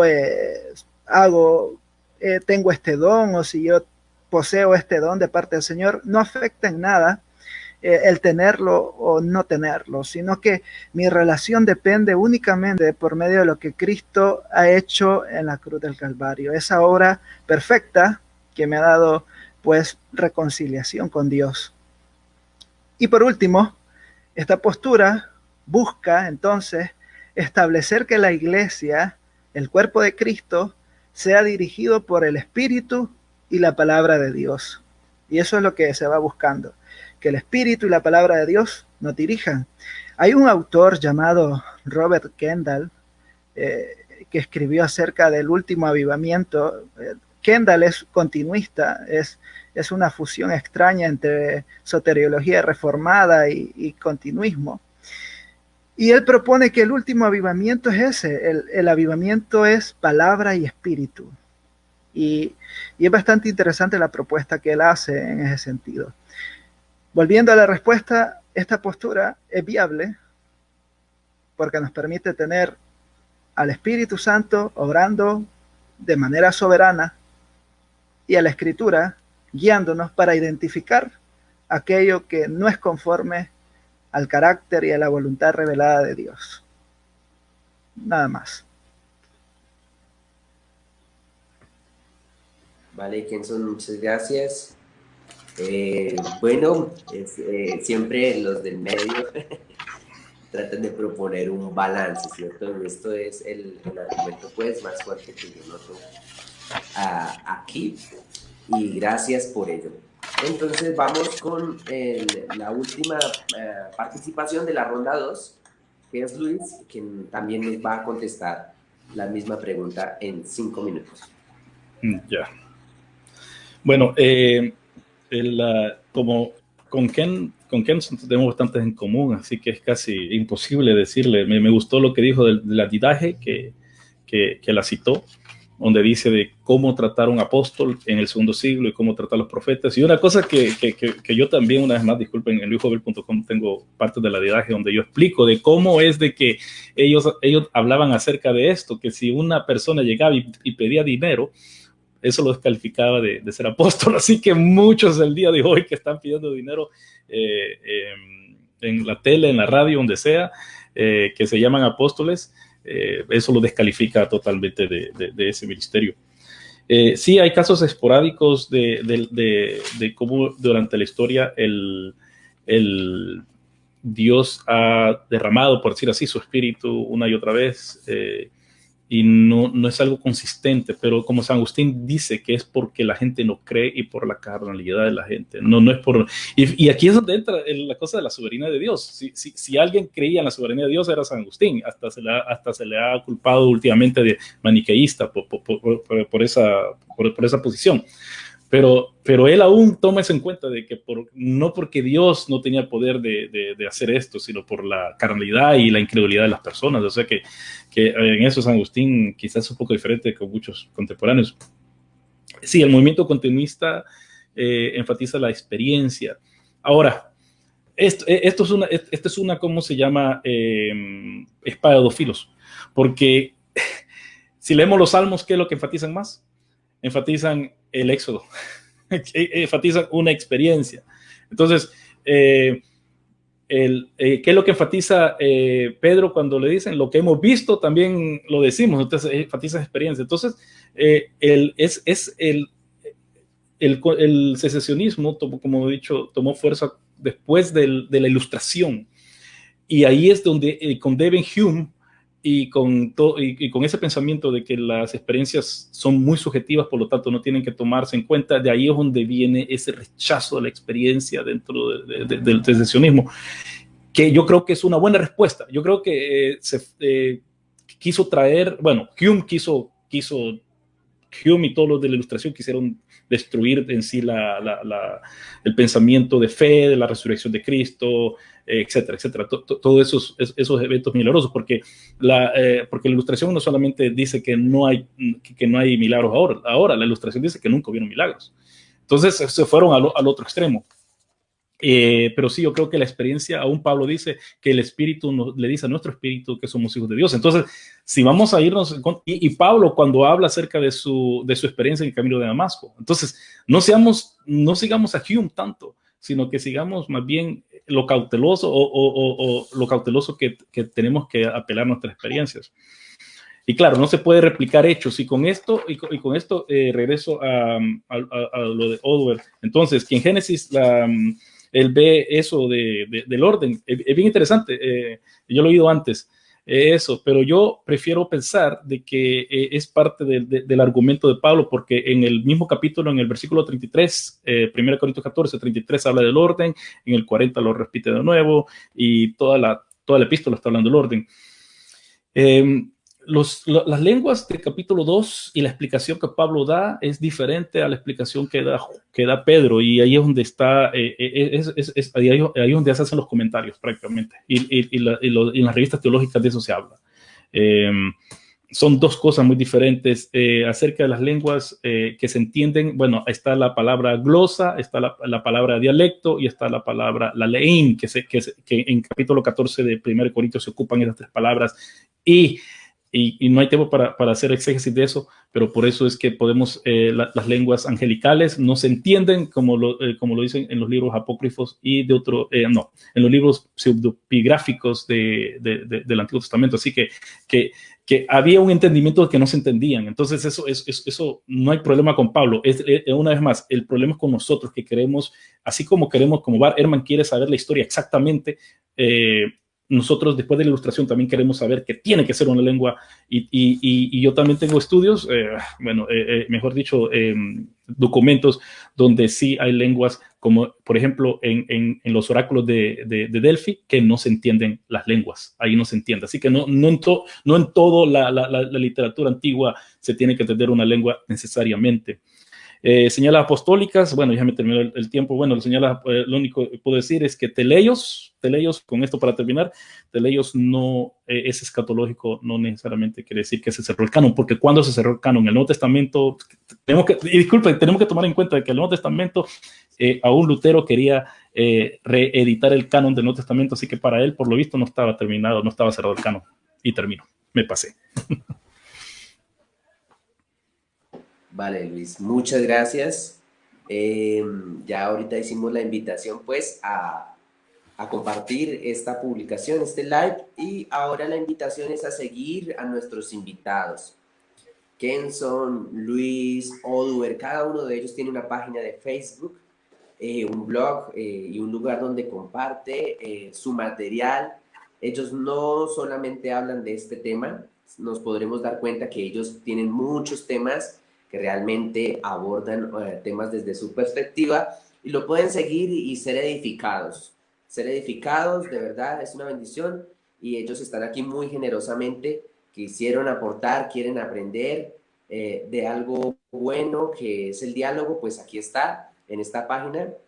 Y de paso, pues también nos disculpamos con alguna de las posiciones, si hay algún comentario de algún tipo, todavía tenemos que ser maduros, como nos estábamos hablando de 1 Corintios, al entender que hay personas que todavía están en esa etapa como de jaula, no sé cómo decirlo, en donde si no piensan igual que yo, lo voy a atacar y demás.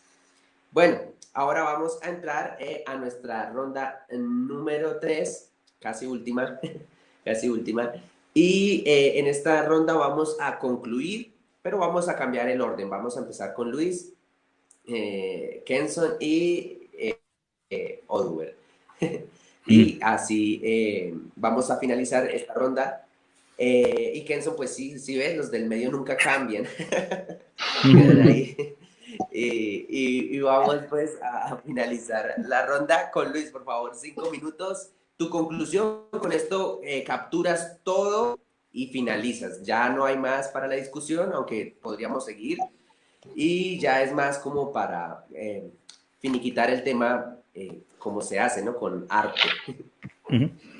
Bueno, yo quisiera decirlo de que yo hablé en lenguas a la edad de 14 años en una iglesia reformada. Era un retiro y claro, Bautista nunca se había enfatizado eso.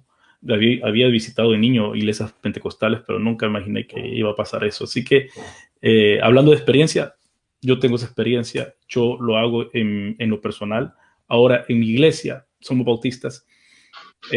Yo nunca he levantado las manos y he empezado a decir, que voy a hablar en lenguas. Nunca lo he hecho, porque no hay don de interpretación. Entonces yo lo hago para mí mismo. Así que yo creo que ese es el error, y eso es lo que Kenson, es la posición de Kenson, en la posición media, ¿verdad? De que ha pasado que hay gente en iglesias pentecostales que yo he sido miembro, que he atendido, que quieren enfatizar de que ellos hablan esto, que pueden hacer esto, que pueden hacer lo otro. Y no, eso todo es para edificación. Si no es para edificación, mejor no hacerlo. Pero desgraciadamente somos seres carnales y nos gusta pantallar. Y esto también ¿cómo se llama? Se aplica también a aquellos que hemos estudiado teología, que a veces que nos gusta decir, bueno, yo he estudiado esto, yo he estudiado lo otro, yo sé hebreo, yo sé griego, yo sé latín, yo sé lo que sea, francés. Y en el caso, como dijo Odo, bien interesante, que en francés también, por eso hay que decirlo, que hay que estudiar teología más allá de nuestra propia lengua para saber qué otra gente en francés, en este caso, se está hablando del tema. Así que yo creo que los dones son para el día de hoy, pero conforme como Pablo lo dice. Y volviendo al don apostólico. El don apostólico, Pablo lo define de una forma, hay 3 formas de verlo. Y eso como se dice, alguien me ha dicho que hay 4 formas. Bueno, yo no he llegado hasta ese punto, pero sí, y yo creo que la última forma es la que se acepta, porque esos son los dones que más tienen contienda el día de hoy. Claro, alguien tiene un llamado apostólico, ok, vaya a plantar iglesias y enseñe lo que los apóstoles del Cordero más Pablo enseñaron, pero no vaya a salir con otra cosa. Si sale con otra revelación, es un hereje, ¿verdad? Entonces, igual como el tema profético, como les dije, a mí me profetizaron a los 14 años de que yo iba a venir a Australia. Todo se hizo realidad. Entonces, voy a negar yo eso, y no solamente en mi experiencia, sino que en la experiencia de otros hermanos y hermanas que han tenido experiencias así, no se puede negar. El tema de sanidad, hay gente que sí se ha sanado, y cuando dicen de cómo se llama, ¿y por qué ahora que está la pandemia? La gente dice, ¿por qué no entran y van a sanar a todos los hospitales? Bueno, lo mismo le dijeron a Jesús, viniste a tu propio pueblo y no sanaste a nadie, o sanó muchos, o mira, está en la cruz, a otros salvó, ahora sálvate tú. Esa forma de denigrar, si las personas... Si el don está operando aún en personas, porque una cosa sí que quisiera, lo que dijo Albert tiene razón, nadie tiene la disposición de obrar dones, nadie.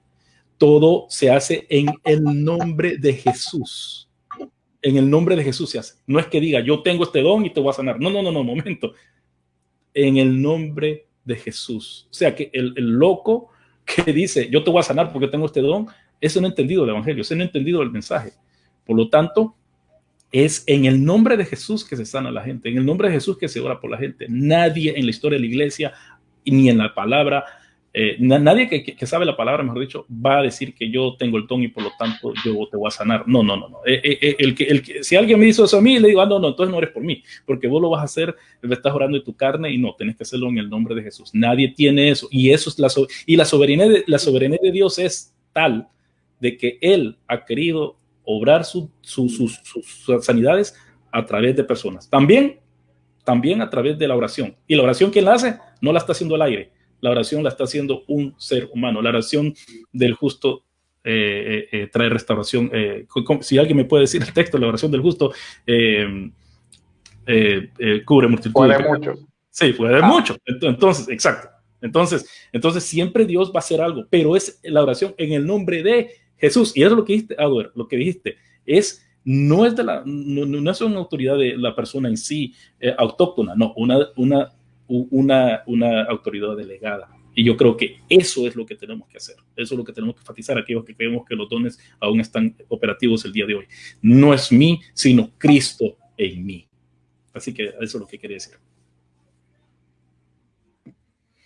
Vale, Luis, gracias por esa conclusión pastoral. Y de paso, les voy diciendo a todos, como nos hemos tomado unos minutos de más, Luis, tú continúas en 1 o 2 minutos, vamos a hacerlo así, conclusión y recomendación del libro de una manera muy corta, un libro que nos quiera recomendar.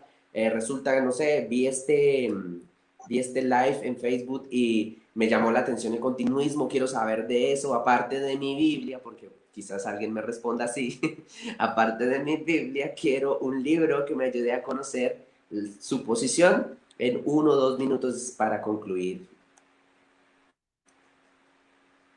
Ahorita una sola vez. Bueno, yo desgraciadamente, yo solo leo en inglés casi. Hay un libro por Artie Kendall que se llama Fuego Santo, ¿verdad que sí, Kenson? Parece que es el que Fuego Santo. Es un libro bien accesible. Es un libro que al principio le empieza a tirar a los sesionistas, ¿no? Eso me llamó la atención porque yo creía que iba a ser más conciliatorio.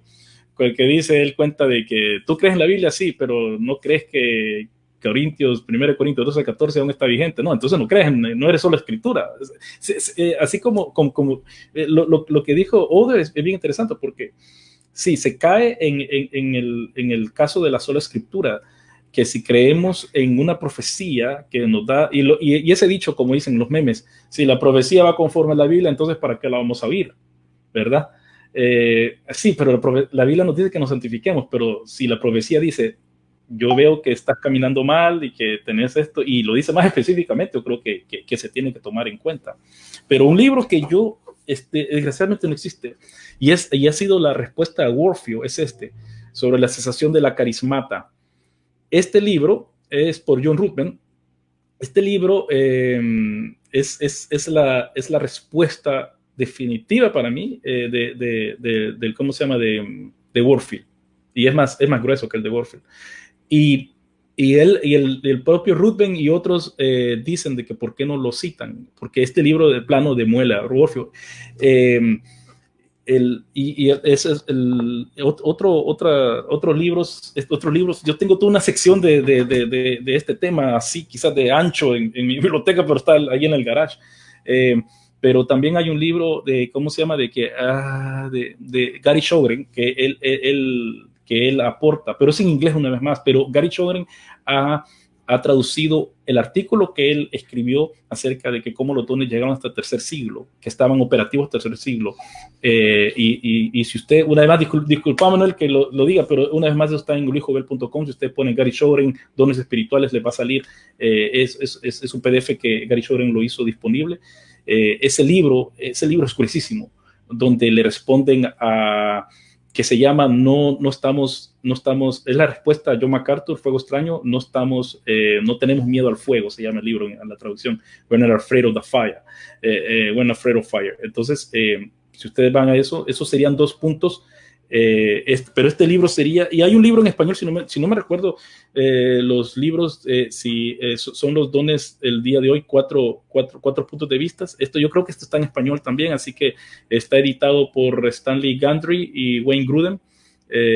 Yo creo que este sería un libro para como lo que estamos haciendo en este momento, un libro que pueda darnos más a nosotros un entendimiento de cada quien, no solamente condenarnos, mandarnos al infierno, decir que no creemos en la Biblia o decir que no creemos en el Espíritu Santo, porque todos creemos en el Espíritu Santo. Desgraciadamente es como la iglesia, el gran cisma del 1054, que el catolicismo romano o la iglesia occidental cree de que el Espíritu que el Espíritu viene del Padre y el Hijo, mientras que el Oriente cree que solamente viene del Padre, y eso fue lo que nos desunió a todos.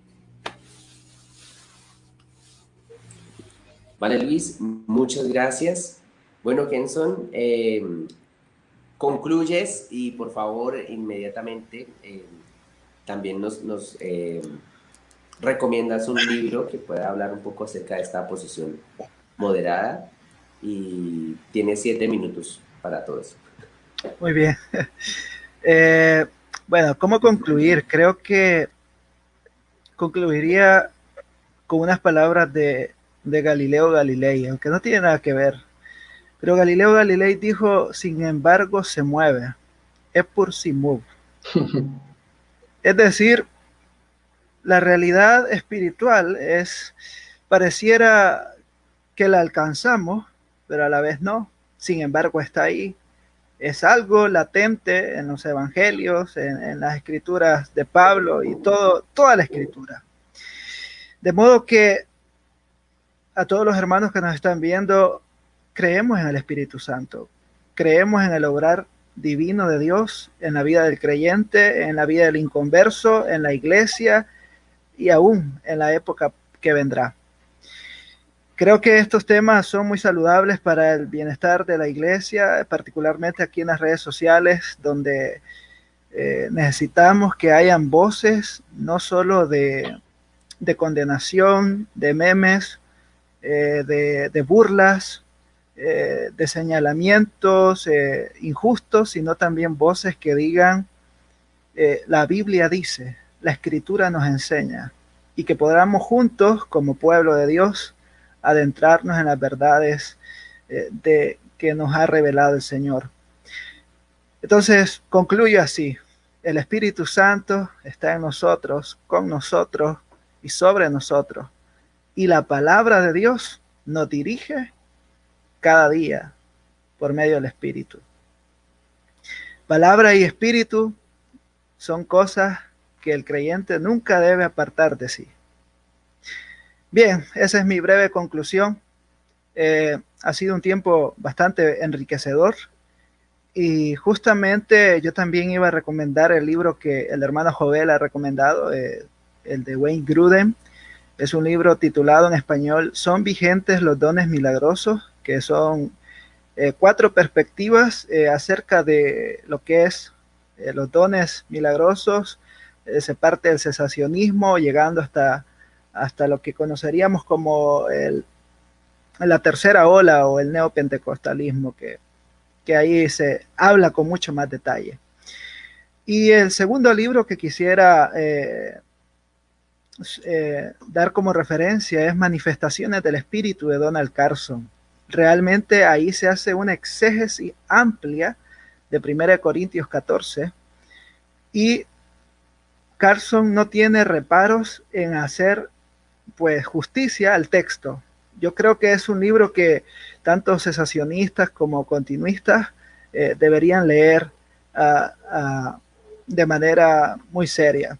Leía por ahí que éramos 2 contra 1, realmente no, realmente no hemos estado en contra de nadie, ni éramos 2 contra 1, sino que simplemente yo como una postura moderada, tomo de aquí y tomo de allá, así que no sé si explicarme. Y por último, el último libro que les quisiera recomendar es antiguo, de hecho fue editado en 1998. Se llama Cuando Dios se mueve, de John Armstrong. Este pastor es un pastor bautista y él relata que de pronto tuvo una experiencia carismática, no de esas que vemos ahí, que todas extrañas en las redes sociales, sino algo que él describe muy interesante, cómo el avivamiento espiritual se dio en su iglesia, de jornadas de oración, de jornadas de bautismos, porque había una convicción de pecado, y quizás en otra oportunidad podamos hablar acerca de lo que es avivamiento, pero es un libro muy interesante que nos despeja, nos quita muchos paradigmas que tenemos por esa cara un tanto mal representada por parte del pentecostalismo que necesita, y por eso qué bueno que hay estas páginas serias, necesita ser lavada, no necesita ser, y así como el cesacionismo también necesita presentarse como lo que es, no caricaturas y utilizarnos de manera despectiva. Bien, entonces esos son los 3 libros que quería recomendar y nada más. Vale, Kenson. Muchas gracias. ¿cómo lo digo? Oduber, gracias también en especial porque tú cumples la palabra del Señor que dice que nos envía en medio de lobos. No, mentiras. La página pues es continuista, somos pentecostales, la mayoría, los editores, y tú muy generosamente tú accediste y de verdad agradezco mucho esto que dice mucho de ti, dice mucho de lo que eres, de lo que representas, y gracias, gracias, te agradezco. En especial por esto, por lo que están diciendo en los comentarios de 2 contra 1. Y te tocó la gran responsabilidad de cerrar el diálogo. Tú eres el que va a finalizar este diálogo, igualmente dándonos una conclusión. Ya no es discusión, sino conclusión. Y recomendándonos un libro para aprender de ti. Por favor. Ok. Bueno, como recomendación, a mí hay un libro que me gusta mucho, que tengo por acá, Robert L. Thomas, Entendamos los dones espirituales. Es también un comentario de la primera de los Corintios, del 12 al 14. Hay uno de Frank Benoit, que se llama No por ignorancia. Y hay uno, un estudio exegético muy interesante, que es el de Rab Shalis, que es ese de... el título es en francés, no leo francés, pero me colaboraron ahí con algunas traducciones y unas cositas y otras, que me pareció muy interesante por el estudio exegético minucioso que hace del tema. Eso como a nivel de representaciones, digamos, bibliográficas. Los comentarios del Facebook subí el enlace del blog donde, pues, del escrito que hice para preparar, para que los hermanos tengan la oportunidad de leerlo con más calma, porque vi que algunos están diciendo que por qué van como tan rápido. Y es verdad, uno va como metralleta para tratar de abarcar lo que mayor puede. Y bueno, ahí sí les pido excusas si de pronto fui muy rápido o algo, porque creo que a veces uno trata de aclarar cosas y en lugar de aclararlas por el término de condensarlas tanto, termina confundiendo más. En general, pues la conclusión, ya no tanto sobre el tema, sino de la importancia de estos espacios. Yo creo que la iglesia tiene que ejercitarse en dialogar las diferencias. Por ahí hay un proverbio que dice que el que quema libros tarde que temprano comienza a quemar a los que los escribieron, ¿no? Entonces, uno, en lugar de salir a prender una hoguera, es mejor salir a debatir las ideas, y así se aclaran todas las diferencias. Porque lastimosamente es lo que uno ve en redes sociales.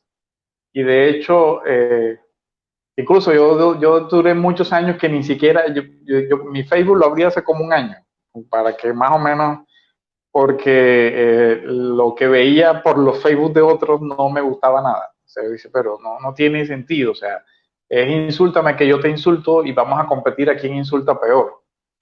Y yo digo, pero es que no hay, y me daba, digamos, como, o da tristeza, porque uno dice que al parecer como que a veces los hermanos creen que si en la vida, en la cara a cara aplica la ética, y el Facebook como que no hay ninguna ética.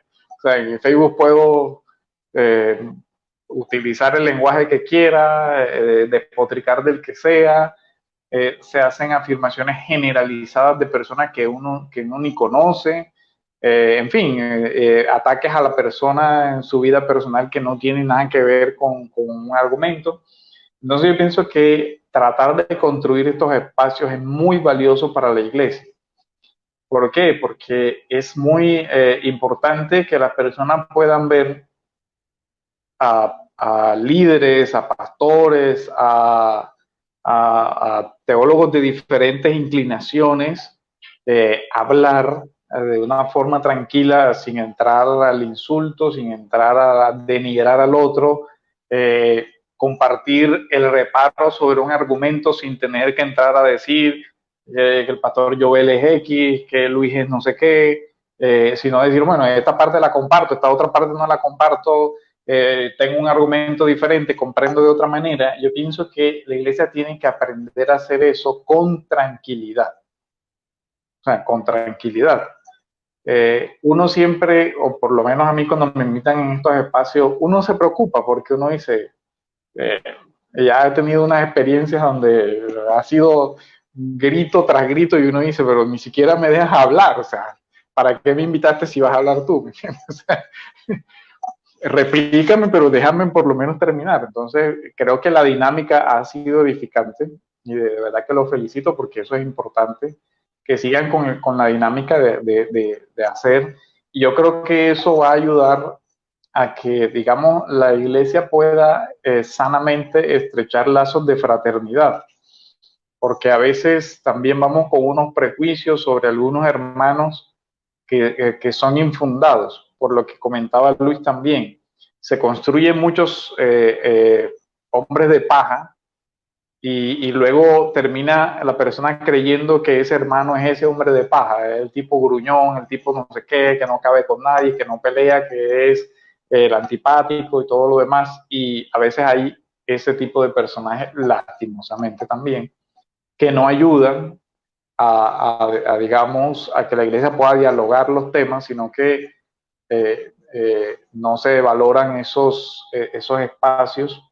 Entonces yo pienso que de verdad que son muy productivos, que la persona pueda escuchar una cosa diferente, que pueda escuchar el argumento de quien lo cree, porque también hay una cosa y es que por lo general tenemos, y es una recomendación para todos, es no leer solamente lo que yo ya comparto, porque eso también es, digamos que hay cosas que a mí no me gustan porque yo a veces veo citas, no voy a decir hermanos ni nada de ese tema, fulano dijo tal, y resulta que cuando tú vas al texto de fulano, tú dices, pero espérate, no dijo eso, y no veo como la razón de hacerlo de esa manera. Y yo creo que si uno va a estudiar el tema o va a asumir una posición, debió ser después de que leyó su posición, pero que también leyó no de tercera ni de segunda fuente la posición de los otros. Yo voy a hablar con un católico romano, yo tengo que tener el respeto de leer su catecismo y decirle, pero tu catecismo dice esto, no lo estoy diciendo yo, no es lo que yo estoy diciendo que tú dices, es lo que tú dices de verdad. Y creo que eso pasa mucho. No, pero tú dijiste tal cosa. Yo, ¿cuándo? No es lo que yo creo. Pues, no, pero es que hay un meme que dice tal cosa. Yo, no le creas al meme, porque no es cierto. Entonces, pienso que la iglesia, sobre todo en estos medios virtuales, está lastimosamente a veces dando un mal testimonio por la forma como nos referimos o denigramos más bien a hermanos. Ataquemos el argumento, sería mi última recomendación. O sea, ataquemos el argumento. Mira, tu interpretación es errada por esto y esto, pero no tengo por qué ya decirle, eres un troglodita, hereje, si sé qué, si sé qué cuándo, porque no le estoy diciendo nada. O sea, lo estoy insultando y ya, y eso no es ético ni siquiera. Entonces, esa sería como mi reflexión sobre el tema. Y de verdad que, bueno, lo felicito también por el espacio porque es una dinámica importante. Bueno, gracias Oduber, gracias Kenson, gracias Luis, gracias a cada uno de ustedes por hacer este espacio posible.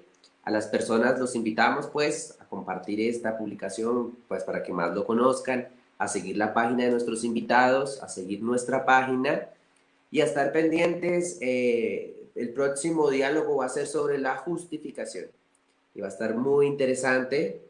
Vamos a tener exponentes también muy interesantes. Así que muchas gracias por esto, gracias por dialogar y nos despedimos de esta transmisión que la vamos a finalizar. Dios los bendiga a todos en Facebook.